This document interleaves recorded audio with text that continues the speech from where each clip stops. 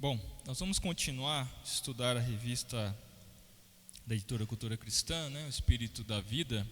O objetivo dessas lições é nós conhecermos ou relembrarmos, essa obra, essa função do Espírito Santo na nossa vida, na vida da igreja. O tema de hoje é o Espírito e os dons. Convido os irmãos a abrir a palavra de Deus mais uma vez, na primeira carta do apóstolo Paulo aos Coríntios, capítulo 12.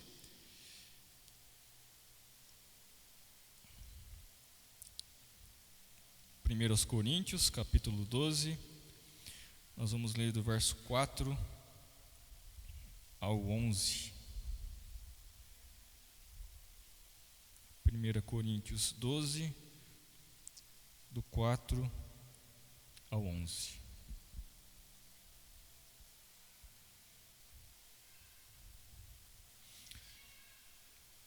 Eu vou ler os pares, os irmãos os ímpares, para ter uma participação aqui na aula. Diz assim a palavra do Senhor: Ora, os dons são diversos, mas o Espírito é o mesmo.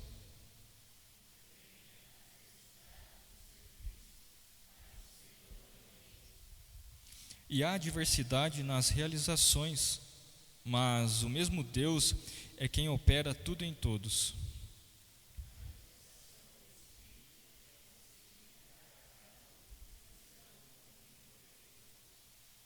Porque a um é dada, mediante o Espírito, a palavra da sabedoria, e a outro, segundo o mesmo Espírito, a palavra do conhecimento.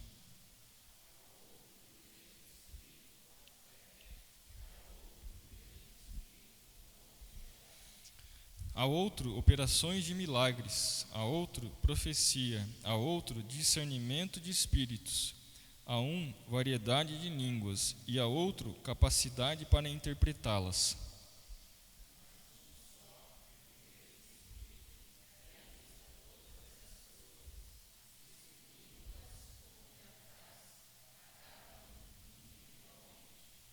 Até aqui, vamos orar mais uma vez?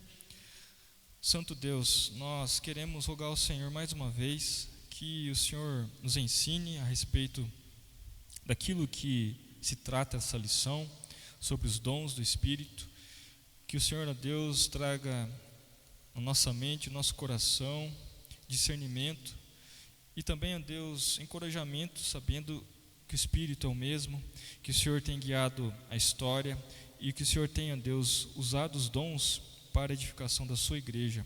E nós queremos rogar ao Senhor que o Senhor venha mais uma vez nos ensinar, nos iluminar, para que possamos entender a respeito desse tema, Deus. Nós te pedimos em nome de Jesus. Amém. Bom, nós vamos ter a oportunidade de aprender a respeito desse tema específico, sobre os dons, mais à frente. Obviamente é um tema que muitos irmãos ainda têm dúvidas a respeito que dom eu tenho, quais os dons estão disponíveis, são todos os dons, e que é um tema que por vezes nós vemos alguns debates, principalmente entre igrejas tradicionais, assim chamadas reformadas, com outras igrejas que não são dessa linha reformada. Essa é a primeira pergunta então que eu faço aos irmãos, já que basicamente nós vamos ficar estudando. Os dons do Espírito cessaram? Quando falo os dons do Espírito, todos os dons que nós encontramos na palavra de Deus. Os dons cessaram? O que os irmãos acham? Fazer igual o pastor, igual o presbítero Paulo. Sim, não.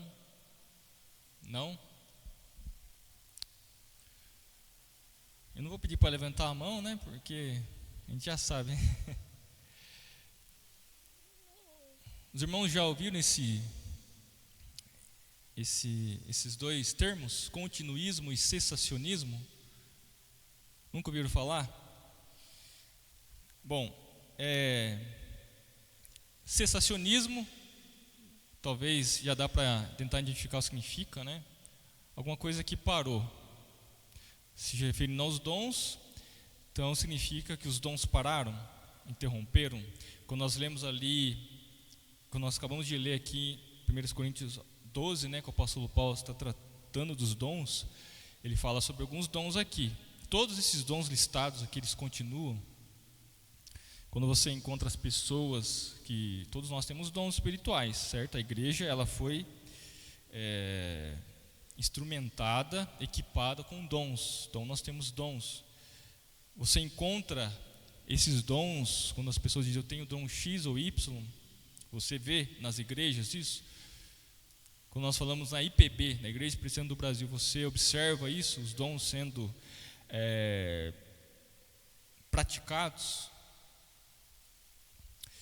E continuismo, os dons, eles continuam. Não, todos os dons, sem exceção, eles estão sendo praticados, exercidos. As pessoas nascem, em um certo momento da vida, elas creem em Jesus Cristo e são equipados com dons espirituais. Então, cada um tem o seu dom, como nós aprendemos aqui, com um fim proveitoso, que nós vamos ver mais à frente. Então, o que diz o continuista? Aquele que segue essa visão, essa ideia do continuismo. Todos os dons relatados no Novo Testamento, inclusive esse que nós lemos e todos os outros que nós podemos imaginar, ler aqui no Novo Testamento, estão presentes na igreja nos dias de hoje. Ou seja, a contemporaneidade dos dons, ou seja, os dons que nós vemos na palavra de Deus, eles estão presentes nos nossos dias. Isso é o que os continuistas creem. E os cessacionistas, alguns dos dons cessaram. E especificamente alguns dons, que são os dons de milagre. Dom de milagre aqui se refere ao dom de línguas, ao dom de cura e ao dom de profecia. Basicamente são esses três. Isso e alguns outros dons que ficam num campo muito subjetivo, entre aspas, porque nós lemos aqui no verso 8 que existe, porque a um, diz o verso 8, capítulo 12, né, que nós acabamos de ler, porque a um é dada mediante o Espírito a palavra da sabedoria. O que é esse dom, palavra da sabedoria? Se uma pessoa chegar, eu tenho esse dom, palavra da sabedoria, né? E a outro, segundo o mesmo Espírito, a palavra do conhecimento. Qual a diferença entre palavra sabedoria e palavra do conhecimento? Então vai haver um embate entre os teólogos, estudiosos, né, a respeito de alguns outros dons. Então, especificamente a respeito desses dons, dons de línguas, dons de cura e dons de profecia, então nós referimos a esse dons de milagre, ou dons extraordinários, dons sobrenaturais, que as pessoas também comentam. Então, os continuistas creem em todos os dons, inclusive dons de línguas, de cura, de milagre, e os continuistas e os cessacionistas creem uma perspectiva que esses dons tiveram um propósito na história da igreja, que nós vamos ver aqui, e nós não vemos mais isso na igreja de hoje. Como eu disse, é um tema que alguns irmãos aqui vão se lembrar, que já estudou sobre isso, não com esses nomes talvez, continuismo e cessacionismo, mas vão ver também que existe irmãos nossos de outras denominações que têm diferenças, né, com algumas ideias, por exemplo, da IPB, ou as igrejas de tradição reformada, como a Batista também, da Convenção, que segue a mesma linha, ou uma boa parte da nossa linha reformada, que é da Igreja Presbiteriana do Brasil. Vamos abrir lá em Atos, capítulo 19, verso 1 a 7.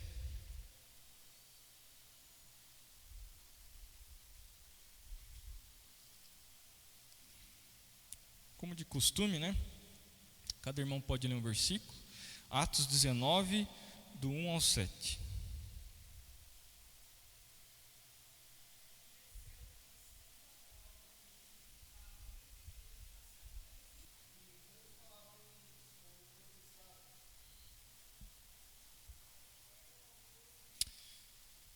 nós tivemos alguns momentos, especialmente ali no início do livro dos Atos dos Apóstolos, né, sobre o Pentecostes, uma festa tradicional judaica em que o povo judeu estava reunido, e naquele momento então teve uma manifestação ali chamada como o batismo do Espírito Santo. E agora nós vemos mais uma vez, mais um momento, né, em que tinha, diz o verso 7, havia 12 homens, e o apóstolo Paulo impôs as mãos sobre eles, diz o texto, e o Espírito Santo veio sobre eles, e eles falavam em línguas e também profetizavam. Então esse basicamente é o texto que é utilizado quando nós estamos falando sobre esses dons. Porque os outros dons do ensino, né, como nós vemos que a uns foi dado o dom do ensino, esses a gente não tem dificuldade nenhuma. Quando nós lemos esses tipos de texto, nós temos que entender então qual a nossa posição, qual a nossa compreensão em relação a esse tema. Nós vamos negar que está no verso 6 aqui, e de que maneira nós vamos interpretar. Então, nós tivemos na história da igreja alguns momentos em que esses assuntos foram discutidos. Nós vamos ver aqui mais à frente, inclusive a nossa igreja presbiteriana do Brasil, em 1995, ela teve um posicionamento oficial sobre isso. Estava reunido lá alguns nomes que nós conhecemos, como Heber Carlos de Campos, Augusto Nicodemos, na época Caio Fábio, né, que hoje se desviou, foi para outra linha doutrinária, mas que estavam presentes e se reuniram então para discutir sobre esse tema, porque muitos pastores, missionários traziam esse tema. Como nós vamos ensinar a igreja sobre esse tema? Já que nós não vemos tanto essas manifestações extraordinárias como nós vemos alguns pentecostais, o que ocorre nessas igrejas. Lembrando que existe igreja pentecostais reformados, se os irmãos desconhecem, existe isso também, né? Pessoas que creem na doutrina da eleição, mas também ao mesmo tempo creem na continuidade desses dons. Então, como nós vamos tentar entender sobre isso, sobre a nossa igreja, outras igrejas, sobre o que a palavra de Deus fala sobre esses dons extraordinários ou dons de milagres. Então, o intuito dessa aula é tentar trazer luz para esse tema. Então, quando nós lemos aqui esse trecho, é basicamente essa passagem aqui que as pessoas utilizam então para falar sobre esses dons, que não foi apenas nos apóstolos, mas que o apóstolo Paulo impôs a mão sobre outras pessoas que também receberam esse Espírito Santo, como se fosse um batismo com o Espírito Santo, e essa falar em línguas, diz aqui, e como a profecia também, diz aqui, eles falavam em línguas e também profetizavam. Como nós vamos entender esse texto na luz completa da palavra de Deus, já que nós não vemos isso na igreja presbiteriana do Brasil, nós não vemos as pessoas falando em línguas no momento do culto, como nós vemos em outras igrejas. Então estou tentando deixar uma maneira bem clara aqui, que nós não vemos isso na nossa igreja. Irmão, todo culto, domingo à noite, você vê isso acontecendo. E quando se você visitar uma outra igreja pentecostal, você vai ver isso? Provavelmente sim. E por que na nossa não tem e na outra igreja tem? Então, é um assunto, por isso eu digo, lá em 95, esse assunto foi levado lá, então tiveram que, os estudiosos, né, os teólogos que estudam, como vão responder isso? Como vão responder a respeito desse texto aqui? E vocês vão ver mais à frente que uns reformados, que nós nem imaginamos, creem no continuismo. Mas nós, já adiantando, a Igreja Presbiteriana do Brasil, são cessacionistas. Segue uma tradição reformada muito antiga. Como nós vamos então entender e ao mesmo tempo não levar para uma discussão aflorada, como acontece, mas que nós devemos responder essas questões. A razão da nossa fé, a razão daquilo que cremos, essa luta pela fé evangélica, que não é nada com ira, com a flor da pele, mas promover uma luz, promover um entendimento, e assim as pessoas poderem então entender a respeito dessas passagens, o que a visão dentro do campo da teologia, de uma tradição reformada, que é o nosso caso aqui. Então, o continuista, os dons e milagres fazem parte da ordem da salvação. Ou seja, quando nós falamos sobre eleição, regeneração, justificação, santificação, essa está dentro do escopo da ordem da salvação. São os temas que nós estudamos, chamado dentro do campo da soteriologia, do estudo a respeito da salvação, dentro do campo da teologia. Então, são esses nomes. Ordem da salvação significa aquele processo que você e eu, um dia nós ouvimos o Evangelho, houve um trabalho do Espírito Santo e nós sabemos, regeneração, Deus nos tornou justos por meio da justiça de Cristo, então justificação, e nós estamos num processo agora de santificação, dia após dia, um dia nós estaremos então glorificados, que é o processo de glorificação. Então, para o continuista, os dons de milagres, línguas, profecia, cura, fazem parte da ordem da salvação. E para os cessacionistas?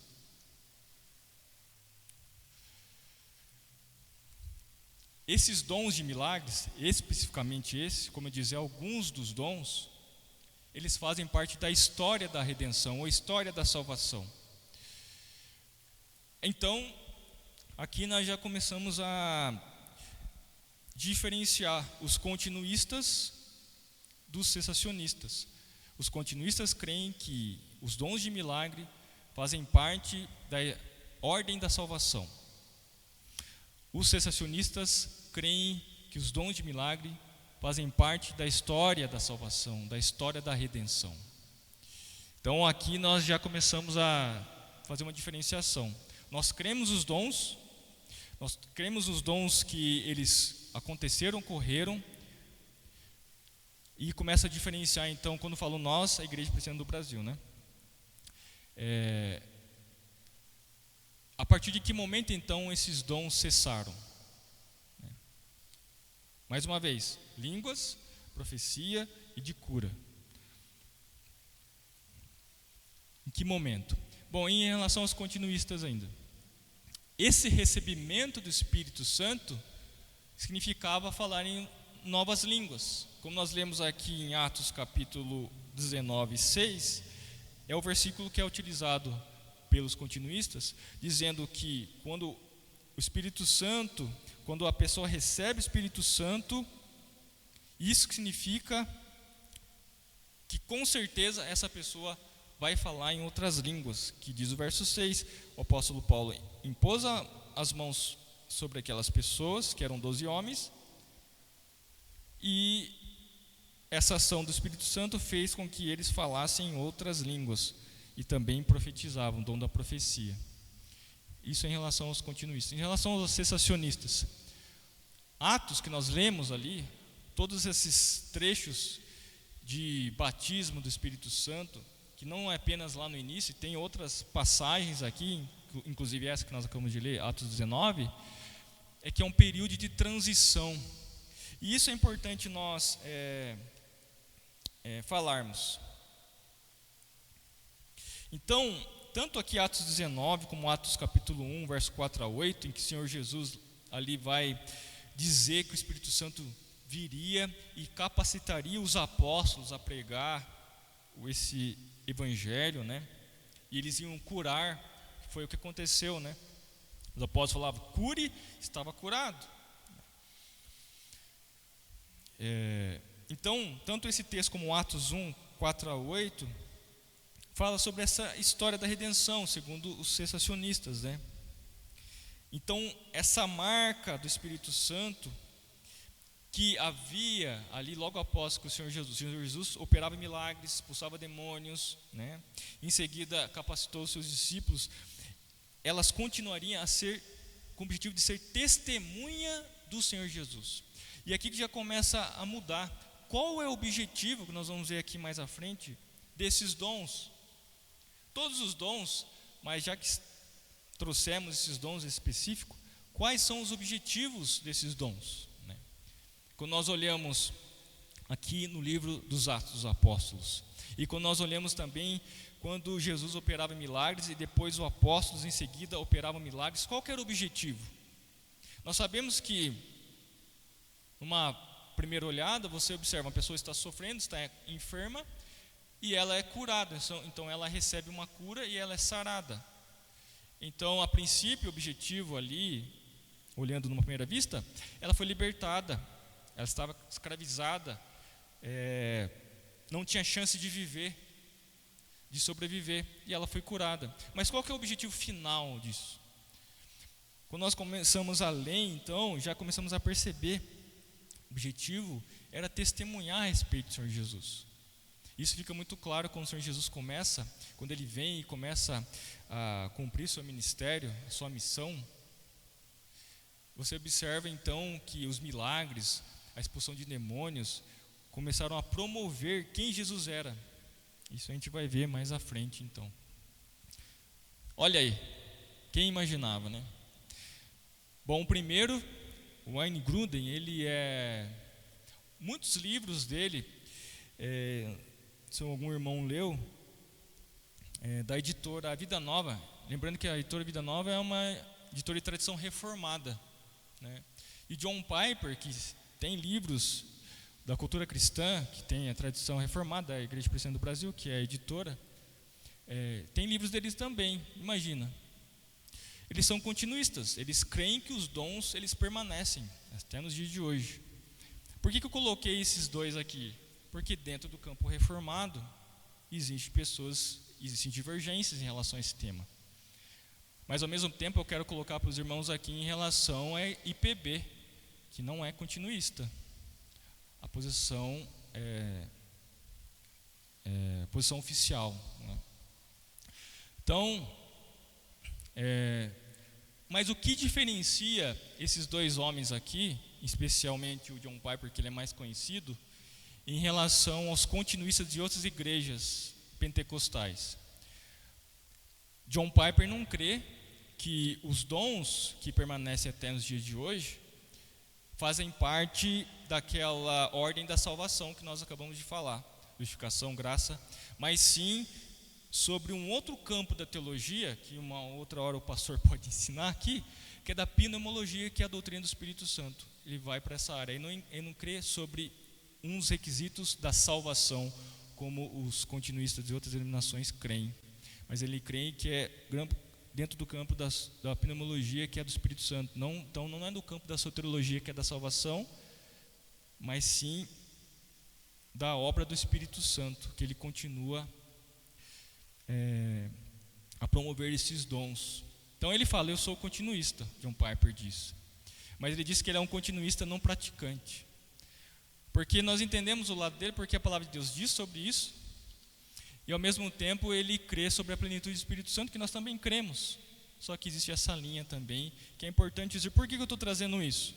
Não para trazer algum tipo de discussão, mas para saber que uma hora ou outra você vai encontrar pessoas que dizem serem reformadas, que não são cessacionistas, como a IPB é, mas que são continuistas. E isso não deve ser um ponto crucial de briga, mas muito pelo contrário, para nós conversarmos e entender a respeito da ação do Espírito Santo na igreja.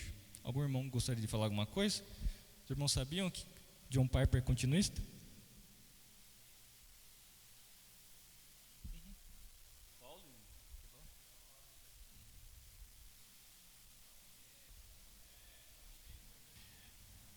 Dois pontos, né? O que o pastor disse aqui é importante nós reforçarmos. Primeiro, o lado que ele colocou em relação que nós não vamos deixar de ler esses livros, muito pelo contrário, de pessoas que eu gosto muito de ler John Piper, mas ao mesmo tempo não é para encorajar os irmãos, aqueles que creem em relação aos dons extraordinários, os dons de milagres que eles cessaram ali em Atos, também agora passar a encorajar a crer só porque John Piper disse, né? Então começa nós podemos dar um passo adiante caminhando para uma idolatria que não faz sentido também, né? O John Piper disse, então está falado. Apesar e tem algumas posições de John Piper que também nós não concordamos, né? que vai ficar para uma outra aula. Mas assim, é importante nós sabermos que existem pessoas que creem, mas também ver os lados. Outro ponto que o presbítero Paulo colocou aqui, a discussão dentro do continuismo não é simplesmente nós falarmos a respeito, bom, se eu tenho Espírito Santo, então eu tenho línguas, então só assim eu sou salvo. Não é isso também, né? Mas o problema é que a discussão esses dons existem? Nós sabemos que eles não são o problema, pelo menos dentro do nosso campo aqui. Já coloquei pessoas que são do campo reformado. Se esses dons eles existem ou não nos dias de hoje. E é esse que é o embate dentro do campo reformado. Embate entre aspas, né? Quando nós falamos entre algumas denominações pentecostais, realmente eles dizem, como usam esse texto para dizer, se tem o Espírito Santo, você tem que falar em línguas. Esse é um ponto. Outro ponto esses dons poderiam ocorrer no culto? Se a igreja ela é equipada com os dons, porque esse dom especificamente nós não vemos nos nossos cultos? Esse é o ponto dentro do campo reformado. Então, e aí que existem essas discussões, né? Essas são as discussões. Então, como nós entendemos, a Igreja Presbiteriana do Brasil já adotou essa posição, né, que é cessacionista. Mas ela colocou algumas observações que nós vamos ver mais à frente, né, sobre isso. Porque é um tema difícil. Nós não podemos fugir desse tema e dizer, é um tema difícil. Dons de cura, nós vemos o seu João, não tem nem o seu João aqui, né? Da igreja que tem o dom de cura. Quando a gente fala dom de cura, meus irmãos. Não depende da fé do outro. Ele impôs a mão, está curado. É o que os apóstolos faziam. Esses dons têm nos dias de hoje. É esse que é o ponto. Porque o que nós vemos em outras denominações é que os dons de cura, muitas vezes, dependem da fé do outro, no sentido assim, você não foi curado porque você não tem fé suficiente. É um tipo de curandeiro que nós vemos aí na TV. Nós vemos isso, né? Essas manifestações nos dias atuais. Pessoas que têm o dom de cura, se ela for lá no hospital e impuser as mãos sobre aquela pessoa que está lá enferma, ser curada, isso pode falhar? Se é um dom dado por Deus, penso que não. Isso não depende da fé do outro, porque é um dom, né? Então, é esse campo que fica, nós pensamos e tratamos a respeito disso. Ou seja, talvez a resposta final você não vai ter no dia de hoje, nem eu. Mas entender que o Espírito Santo ele agiu. O que nós temos que crer que é verdade, que isso aconteceu realmente. Quando nós lemos em Atos, do início ao fim, tudo isso aconteceu. A respeito do dom de línguas, a respeito dos dons de profecia, dom de cura, isso aconteceu. E isso nós não podemos deixar de crer, porque vai aparecer alguns aí que vão tentar explicar esses textos de uma forma a desacreditar nos textos, que tinham outro significado, não é bem assim, e que daí nós temos que tomar cuidado que existe uma linha aí chamada teologia liberal, que as pessoas começam a tentar interpretar, tipo, abriu o Mar Vermelho. Não abriu o Mar Vermelho, a água foi abaixando, a água não se transformou em sangue, não é bem assim, não, é que teve um movimento da natureza, que a cor da água ficou vermelha. Então, daí começa a ir para um lado de incredulidade que nós vamos ver mais à frente aqui, que não tem nada a ver. A água se transformou em sangue, o mar se abriu, o povo passou no mar, ponto. Nós cremos isso. Senão nós vamos caminhar para um lado chamado essa teologia liberal, que cada vez mais isso vai atingir nosso coração de desacreditar nos milagres da palavra de Deus. E é isso que é o intuito dos falsos ensinos que nós vemos aqui no início da devocional. As pessoas começam a até mesmo ironizar e desacreditar, né?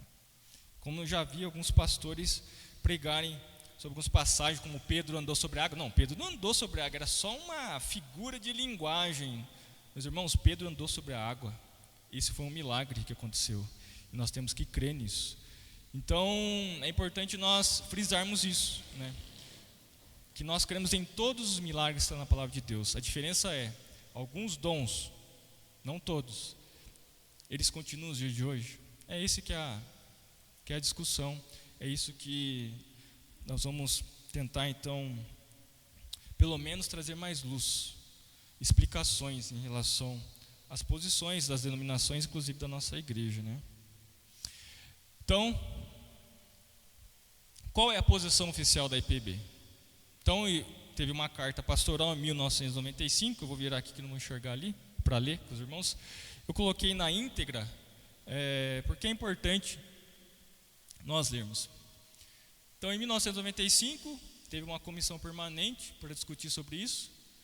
Como eu disse, alguns nomes aqui, né, estavam lá presentes. Então, se você quiser buscar lá no Google, o tema é o Espírito Santo hoje, dons de línguas e profecia. Então, chegaram os documentos lá no Supremo Concílio, como sempre acontece, com dúvidas, dos sínodos, dos presbitérios, dos conselhos das igrejas locais, para discutir e chegar a algum veredito, se é possível, né? Então, assim, algumas manifestações espirituais mencionadas na Bíblia claramente deixaram de ocorrer como poder físico extraordinário concedido a Sansão. Então, ele cita o exemplo de Sansão. Você vê vários Sansões na Bíblia, você vê um caso específico, pois você não vê mais outros casos específicos. Um dom que foi dado a Sansão, mas você não vê isso mais à frente. Então, o problema de você não ver mais isso à frente é um argumento plausível dizer que as coisas cessaram na época de Sansão, por exemplo. Nós estamos falando dos dons do Novo Testamento, mas nós vemos que só Sansão teve esse dom. Então é um argumento plausível, penso eu, né?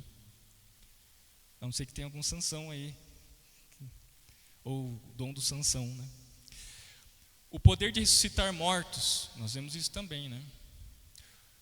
E o ofício de apóstolo concedido aos 12 e a Paulo. Alguns dons são difíceis de serem identificados claramente, como nós lemos aqui, a palavra da sabedoria, a palavra do conhecimento, operações de milagres. Quais milagres esses? Diversos. Algumas manifestações modernas, tais como línguas, operação de milagres e curas, têm recebido importância indevida em dias recentes, sem serem apropriadamente analisadas à luz das Escrituras. Ou seja, todos esses temas desses dons que foram levados ao Supremo Concílio, não era simplesmente coisas que as pessoas liam na Bíblia e com o objetivo então de esclarecer, não, elas viam acontecendo, as pessoas de outras denominações falavam, eu tenho dom de línguas, eu tenho dom de cura, eu tenho dom de profecia, não necessariamente olhando para a Bíblia, mas pegando esses versículos que nós acabamos de ler e tentando provar simplesmente porque ela começou a falar em outro idioma, etc. Então, é uma discussão. Qual é o objetivo das línguas? O propósito. Nós não vamos tentar explicar que tipo de língua que o texto fala, mas de uma maneira geral aqui, né? Se são idiomas, se são línguas que nós não conseguimos identificar, mas qual que é o propósito de uma forma geral das línguas? As línguas mencionadas no livro de Atos ocorreram por ocasião da descida do Espírito Santo sobre os judeus. Nós lemos lá em Atos, né? E também sobre os gentios que eram simpatizantes do judaísmo, e finalmente sobre alguns discípulos de João Batista. Aparentemente, elas funcionaram como evidência externa da descida do Espírito sobre esses diferentes grupos, refletindo o progresso do Evangelho a partir dos judeus, passando por grupos intermediários até alcançar finalmente os gentios, conforme Jesus determinou em Atos 1:8. Podemos concluir que, como evidência do cumprimento das diferentes etapas do Pentecoste, as línguas cessaram. Essa é a posição oficial da IPB. Agora, sobre o ponto de vista histórico, já que falamos que existe a ordem da salvação e a ordem da história da salvação, que é o que os acionistas creem. A história da igreja registra que as línguas cessaram algum tempo após a era apostólica. Você não vê então, depois que passa o período que nós vemos aqui, nos primeiros séculos da igreja, depois vieram outros pais da igreja, você não vê esses relatos mais. A igreja pós-apostólica, depois da crise gerada pelos exageros do montanismo, que foi uma heresia na época, abandonou definitivamente a prática de línguas e profecias. Crisóstomo, um teólogo do século IV, testificou em seus escritos que as línguas e outros dons espetaculares haviam cessado tão antes de sua própria época, que ninguém mais sabia ao certo das suas características. Assim, através dos séculos, a igreja vem servindo a Deus, evangelizando o mundo e sendo edificado com um pretenso auxílio das mesmas. O que está querendo dizer essa conclusão aqui? Que houve um propósito dos dons de línguas. Assim como ele usou o exemplo de Sansão, teve um propósito o dom de Sansão naquele período. Agora, ele usa o mesmo argumento em relação aos dons, esses dons extraordinários específicos, porque nós não vemos isso mais. Apesar de outras pessoas falarem que ouvem e viram, nós cremos nos milagres, isso é fato. O ponto aqui é que se existe alguém que tem o dom de curar, esse é o ponto. E quando nós, mais à frente aqui, agora sobre o ponto de vista teológico, isso é importante e nós vemos também a humildade daqueles que estudam a palavra de Deus em relação a esse ponto, que é essa carta pastoral. A Escritura ensina, e a igreja crê, que em sua soberania Deus pode conceder o dom de línguas à igreja quando lhe o prover, e em qualquer período da história. Veja que já você vê uma posição de amenizar, porque existe uma briga, né? Quando você fala sobre isso aí, você vê que existe uma discussão. Depois, se os irmãos quiserem ler a íntegra, fala sobre isso, né?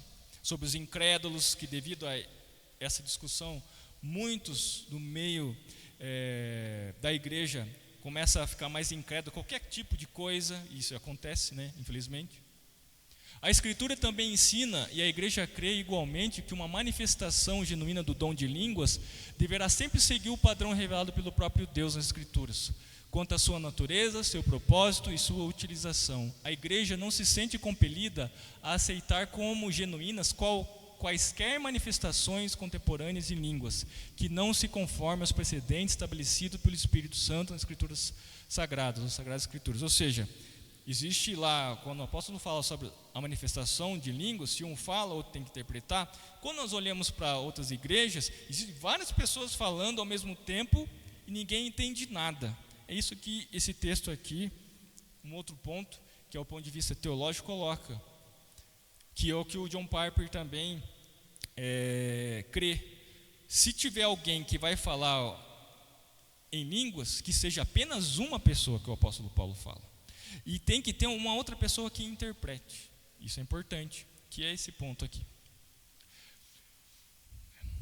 Cabe aos que acreditam e têm ensinado que Deus tem renovado esse dom na igreja contemporânea o ônus de fornecer evidências claras e inequívocas de que essas coisas são assim. Então, o ônus de fornecer essas evidências cabe a essas pessoas que acreditam. Então, a pessoa fala, eu acredito, então você tem que dar evidências em relação a isso aí. Quais são essas evidências? Porque ela acredita? Porque ela recebeu uma visão? Não. Nós cremos que a Escritura é a nossa base, a única regra de fé e prática. A Escritura disse isso, então eu vou crer. A Escritura não disse isso, eu não vou crer. Afirmações ousadas nesta área, que não podem ser substanciadas pelas Escrituras, e experiências pessoais,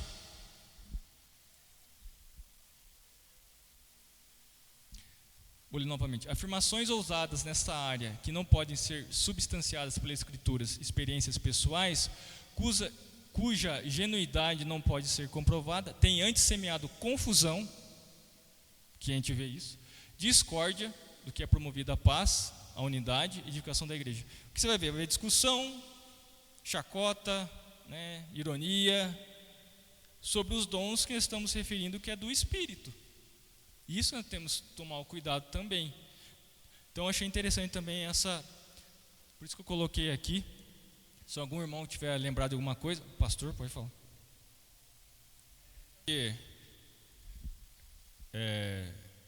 Quando nós falamos dom de línguas, quando chega em Coríntios 13, o apóstolo Paulo, ele quer tornar uma coisa assim, ainda que eu falasse a língua dos anjos, não quer dizer que isso acontece.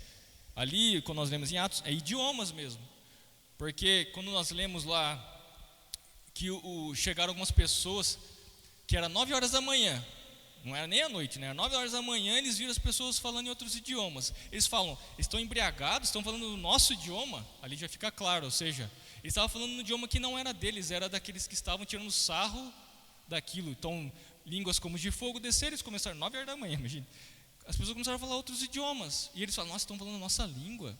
Então é nesse sentido mesmo, que não é o objetivo aqui, como o pastor falou da lição, mas é importante nós pontuarmos. Era outros idiomas realmente, né?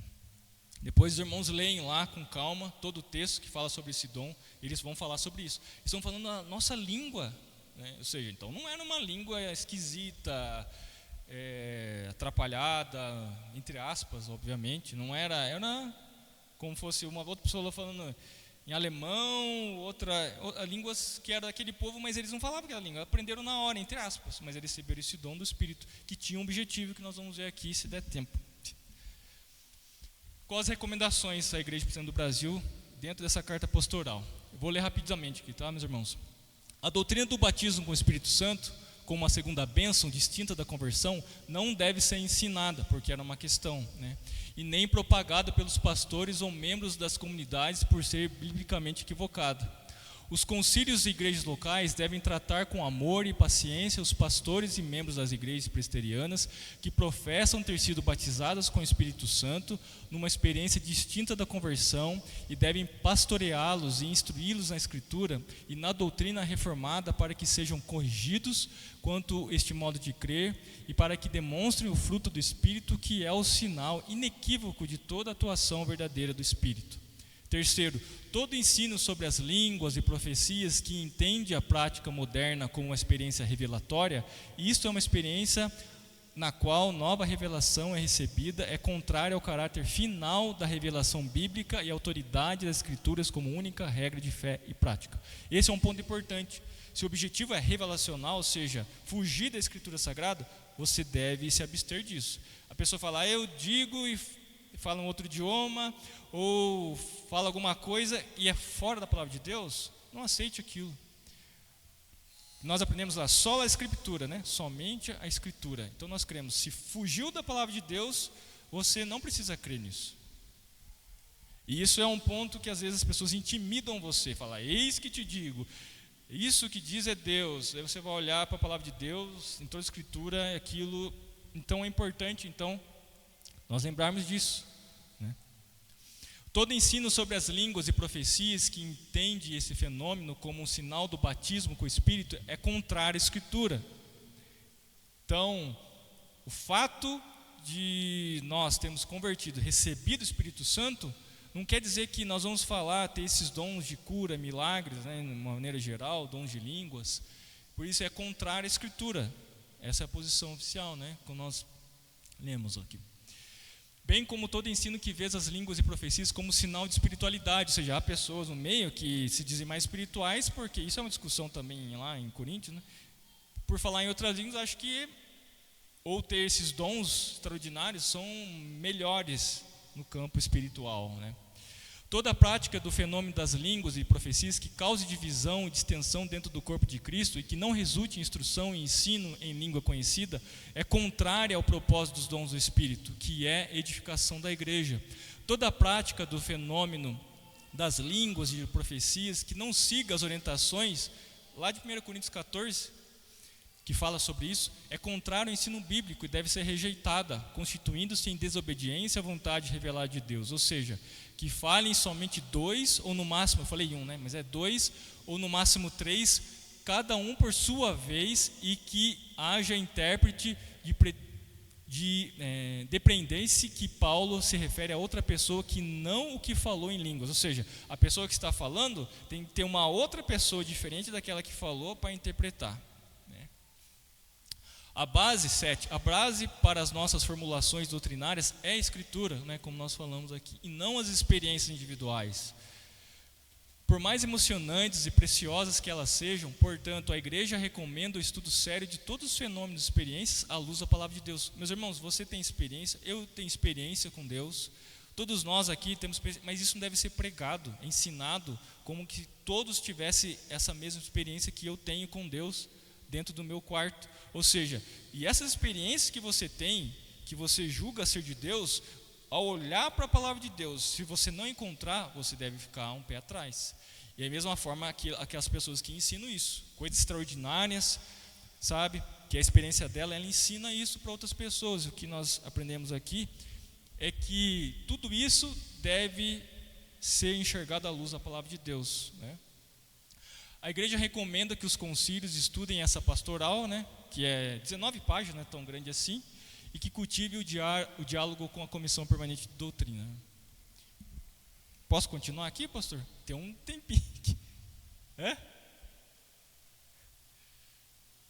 Bom, eu vou rapidamente do texto que nós lemos aqui. Peço até desculpas aos irmãos, é que é um tema que não é fácil, mas ao mesmo tempo é importante nós tratarmos. O texto que nós lemos, né, 1 Coríntios 12, vai falar sobre esses 4 pontos. O primeiro deles, que os dons são variados e todos vêm do Espírito Santo, que nós lemos aqui, né? Ora, diz o verso 4, os dons são diversos, mas o Espírito é o mesmo. Então, o mesmo Espírito diversifica esses dons ao corpo de Cristo, que é a igreja, para exercer com um propósito. Os dons, então, ele tem finalidade proveitosa, é o que diz o texto. O verso 4 fala sobre, então, o Espírito, que é o mesmo, que dá esses dons. E o verso 7 diz, a manifestação do Espírito é concedida a cada um, visando a um fim proveitoso. Existe um objetivo nisso. Então, não é apenas para trazer um tipo de emoção, mas um objetivo específico. E qual é esse objetivo? A finalidade está associada ao serviço que será feito. Isso é importante, né? Porque esse texto vai falar sobre os dons, esses milagrosos, né? Esses dons extraordinários, mas o objetivo é esse. O fim é servir a igreja de Cristo. E quarto, a distribuição dos dons é feita pela soberana vontade do Espírito Santo. Então você não deve buscar um dom específico, como nós vemos algumas igrejas ensinarem. Mas diz o verso 11, mas um só é o mesmo, mas um só e o mesmo Espírito realiza todas as coisas, distribuindo-as como lhe apraz a cada um individualmente. O Espírito Santo, ele distribui como ele quer, como lhe apraz. Nós vamos ler esse texto, meus irmãos depois podem ler, que são os sinais. O objetivo do Espírito Santo de distribuir esses dons e a propagação, a execução desses dons, que nós vemos lá em João 20, primeiro dizer que Jesus é o Senhor, ou Jesus é o Cristo, é o escolhido, Ele é Filho de Deus, tem a mesma essência, Ele é o Deus encarnado, e ao mesmo tempo promover vida. As pessoas, diz o apóstolo Paulo em Efésios 2, estão mortas, e como as pessoas vão ter vida? Então os apóstolos, esses dons que os apóstolos tiveram, não é simplesmente de mostrar os poderes como fossem mágica, mas promover essas verdades. Jesus é o Cristo, Ele é o escolhido, aqueles que aguardavam, Ele é o Filho de Deus, Deus encarnado, e por meio dele você pode ter vida. Jesus curava, os apóstolos depois curavam, apenas para restaurar a saúde, era um benefício, mas ao mesmo tempo mostrar que Jesus Cristo, Ele é vida, Ele cura. Quando nós vemos a história da mulher samaritana que está ali junto com Jesus, então Jesus fala para ela que Ele era quem, ela fala, nossa, nós estamos aguardando o Cristo, o Messias, fala, eu sou. Jesus fala para a mulher samaritana, ela vai para conversar com outras pessoas, e Jesus passa ali alguns dias conversando com os samaritanos, e eles então testificam, realmente, Jesus é o Cristo. Os apóstolos, nós lemos em Atos, no capítulo 1:8, promovendo também isso, sendo testemunhas. Então qual que é o objetivo? O objetivo então desses sinais, que são os dons, no caso sinais miraculosos, os dons de milagre, é promover que essas pessoas possam ser testemunhas de Jesus. E o que nós vemos por aí, as pessoas querendo ser mais espirituais, e é um problema grave que nós vemos na igreja de Corinto, e é um problema que nós vemos na igreja de hoje. O objetivo é ser testemunhas de Jesus, é exercer os dons com o objetivo de propagar o senhorio de Jesus Cristo. Em relação aos sinais dos tempos, Marcos capítulo 16, 9 a 14, nós vemos lá a incredulidade dos apóstolos. Jesus aparece às mulheres, depois as mulheres vão falar a respeito, eu vi Jesus. Eles viram aquilo como, não é possível, Jesus morreu. E depois esses vão falar para outros, falam, não, eles nem deram bola, né? Incredulidade. Então o objetivo desses sinais miraculosos que nós vemos ali, no caso da ressurreição de Jesus Cristo, que é no verso 11 e 13 de Marcos 16, você vê a incredulidade e ao mesmo tempo esses sinais que nós vemos em Jesus, mas também no ministério dos apóstolos, nós vemos então todos esses dons serem praticados com esse mesmo objetivo, que é ser testemunhas de Cristo Jesus. Em Atos 2, 16 em diante, nós vemos aquele cumprimento da profecia de Joel. E eu já estou finalizando aqui, tá, meus irmãos? Desculpa aí passar do horário.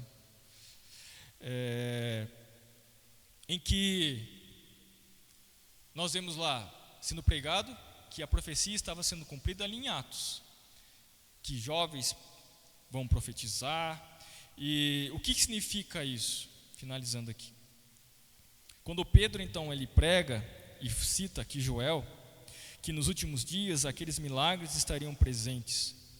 E nós vemos isso em Atos realmente, todos os milagres, ou seja, uma profecia sendo cumprida ali na primeira igreja cristã, com o objetivo de propagar o evangelho, e esse evangelho ia até aos confins do mundo para serem pregados. Então Pedro ele afirma o cumprimento da profecia de Joel, portanto vê um sinal dos tempos, ou seja, a ordem da história da salvação, né? A história da salvação, não é a ordem da salvação, como alguns creem, que é um pensamento diferente. Então a função do dom tem a ver com a utilidade para o povo de Deus no momento em que eles vivem na realização no plano de salvação. Então na história da redenção da salvação, houve momentos que alguns dons foram exercidos e nós não temos vistos nos dias de hoje.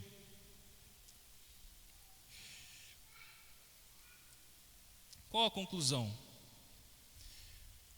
João 16, 13, que diz que a obra do Espírito é de guiar a verdade. Os dons distribuídos à sua igreja têm esse objetivo de guiar a verdade. Se há confusão, se há dúvidas, duvide se isso é do Espírito. Nós temos que saber discernir as coisas, né? Obviamente, existem situações tão difíceis, né, em relação a coisas espirituais, que nós temos que nos humilhar e reconhecer diante de Deus o que isso significa ou não. Mas grande parte dos problemas que nós vemos quando nós falamos sobre esses tipos de dons é você identificar se isso guia-nos à verdade. Qual a verdade? A palavra de Deus, a Escritura. E também esses dons têm nos dado o poder, que diz lá em João 16, 13, de testemunhar. Se você pode testemunhar, é por causa dos dons. Agora falando dos dons diversos, não especificamente, mas você pode testemunhar. Essa é a vitória da igreja. É isso que nos garante então de poder pregar o evangelho e garantir que esse evangelho vai alcançar, como nós vemos esse cumprimento da profecia. Eles começaram em Jerusalém a pregar o evangelho, ninguém impediu. Houve perseguição, morte, mas o evangelho continuou sendo pregado. Eles saíram dali, outras regiões, depois foram para outros continentes. Nós vemos em outras revistas, né? Em outra revista passada, saíram do continente europeu, foi para os Estados Unidos vieram para cá. Ou seja, esse poder de testemunhar, meus irmãos, é os dons do Espírito, né? Os dons eles podem cessar, pensando no lado do cessacionista, né? Nós aprendemos aqui. Mas Deus ele não muda. Ele age de maneira diferente durante a história da salvação, né? Isso não significa descrer que ele age. Significa entender que a história progride.